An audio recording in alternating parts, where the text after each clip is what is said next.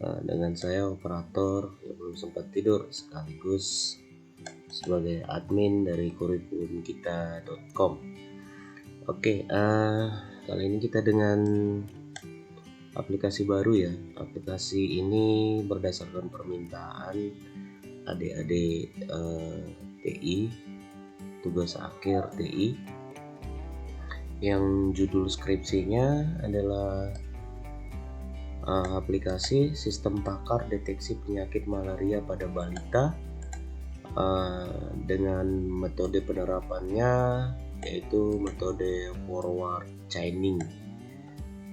Jadi metode forward chaining ini adalah sebuah metode perhitungan untuk membuat sebuah kesimpulan agar sebuah keputusan itu bisa benar-benar valid dari data yang dimasukkan. Oke, implementasinya metode forward chaining ini pada aplikasi sistem pakar deteksi penyakit malaria pada balita ini seperti ini. Jadi di sini kita dibagi dalam 3 session ya. Ada sessionnya admin, artinya nanti admin dia akan mengelola data pakarnya ataupun data dokter, terus juga mengelola data petugasnya dan mengelola beberapa informasi lainnya seperti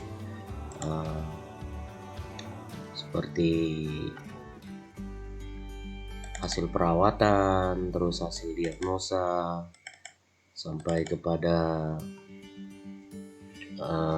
pasien yang datang. Seperti itu fungsinya dari admin. Sedangkan pakar ataupun dokternya itu nanti dia dapat mengelola suatu gejala, dia dapat mengelola gejala dari suatu penyakit, terus penyakit malaria apa saja yang nanti dia inputkan. Itu untuk dokter ataupun pakarnya. Sedangkan petugasnya nanti dia dapat mengelola data pasien, terus mengelola konsultasi dari pasien, serta melayani konsultasi dan memberikan saran untuk pengobatannya. Oke, by aplikasinya kita bisa lihat satu persatu. Pertama pastinya admin menyiapkan datanya terlebih dahulu. Jadi kita bisa lihat pada sessionnya admin terlebih dahulu. Oke, kita bisa klik masuk, lalu masukkan username dan passwordnya. Oke, nah di sini untuk adminnya nanti dapat mengelola data pakar, data petugas, dan data pasiennya di sini. Misalkan kasih contoh di sini data pakar. Data pakar atau data dokter ini kebetulan udah satu, kita bisa nambah data di sini. Ya, kalau mau ngeditnya juga di sini bisa. Sini delete-nya. Itu untuk data pakarnya. Terus berikutnya di sini data petugas ya. Data petugasnya juga satu di sini, editnya, hapusnya. Mau nambah data, tinggal klik tombol tambah data, isikan nama petugas dan NIP ataupun NPWP. Oke, yang berikutnya di sini bagian data pasien. Ya, jadi si admin juga dapat melihat pasiennya dan riwayat dari pasien itu, riwayat berobat dari pasien itu. Misalkan di sini siapa ya? Nah, ini atas pasien atas nama Asis ini pernah berobat 1 kali pada tanggal 14 bulan 6. Gejalanya seperti ini, hasil diagnosanya seperti ini, dan saran-sarannya seperti ini. Ya, itu untuk adminnya. Berikutnya kita lihat data pakarnya terlebih dahulu. Kita bisa menulis sebelumnya, lalu kita bisa login di lain tempat ya. Lokal host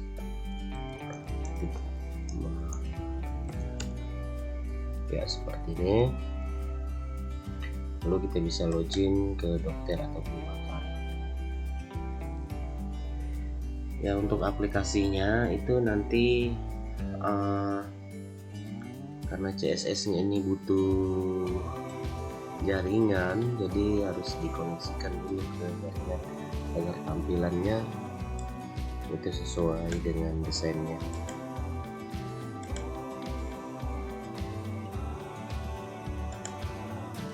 Ya, kita bisa refresh kalau sudah terkoneksi dengan internet. Lalu kita bisa masukkan username dan password dari pakar tadi. Oke, berhasil. Nah, untuk pakarnya sendiri nanti dia bisa nambah sini data penyakit. Ya, terus di sini ada data gejala ya. Gejala dari sebuah penyakit itu apa? Dia nambahkan dulu pertama dia harus menambahkan dulu gejala-gejala sakit terlebih dahulu, jenis-jenis gejala sakit yang mungkin muncul.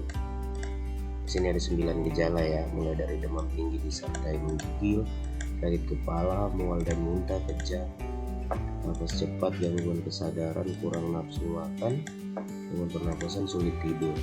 Nah, nanti selanjutnya dia bisa nambah data penyakit. Nah, di dalam data penyakit itu nanti ditambahkan gejalanya. Tambahkan gejala apa saja yang menyebabkan penyakit, misalkan malaria, Plasmodium vivax. Nah, itu nanti gejalanya apa aja, tinggal ditambahkan datanya. Ya, seperti ini. Menghapus.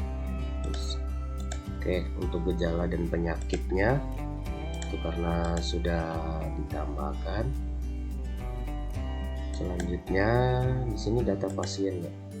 Data pasien, jadi si pakar ini atau si dokter ini juga bisa melihat data riwayat berobatnya dari seseorang itu, dari seorang pasien itu.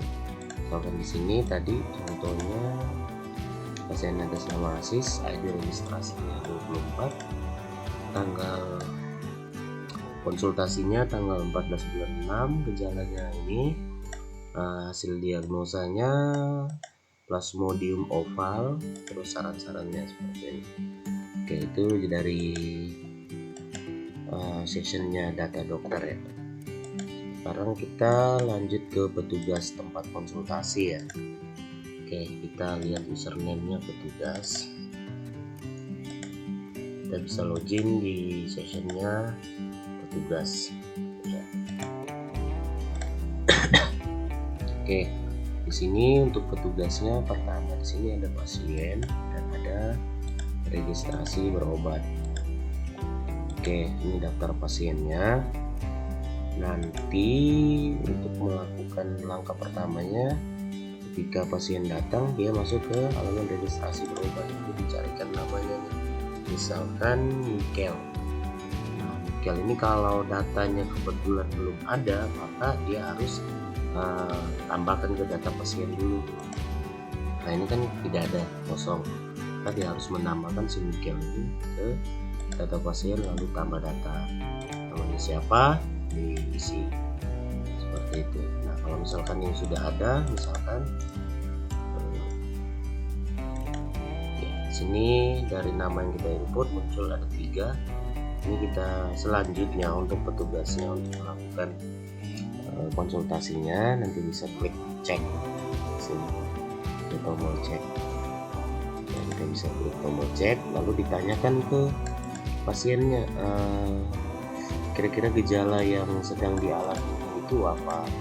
Misalkan demam diserta menggigil mungkin tidak, sakit kepala iya, mual muntah iya, terus kurang nafsu makan ya, misalkan seperti itu. Lalu kalau sudah tidak ada gejala lain lagi, si petugas dapat melakukan submit. Nah, disinilah penerapan metode forward chaining itu bekerja. Nanti akan menghasilkan diagnosanya seperti ini. Diagnosa akhir Anda adalah Plasmodium falciparum. Nah, seperti ini.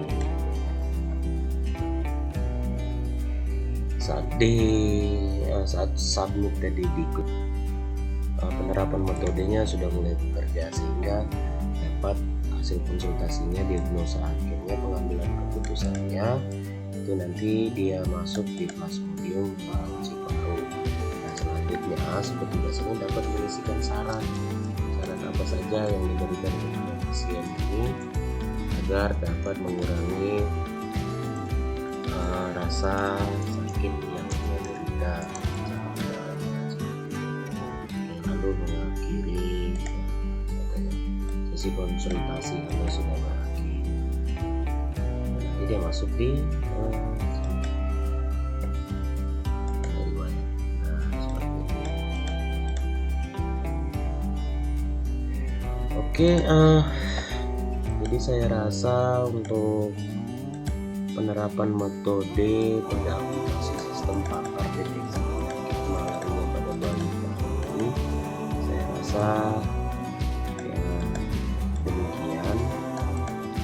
Bagi teman-teman bagi yang juga membutuhkan aplikasi yang sama ataupun penerapan metode yang sama pada aplikasi lainnya, dapat meninggalkan komentar agar kita dapat berbagi.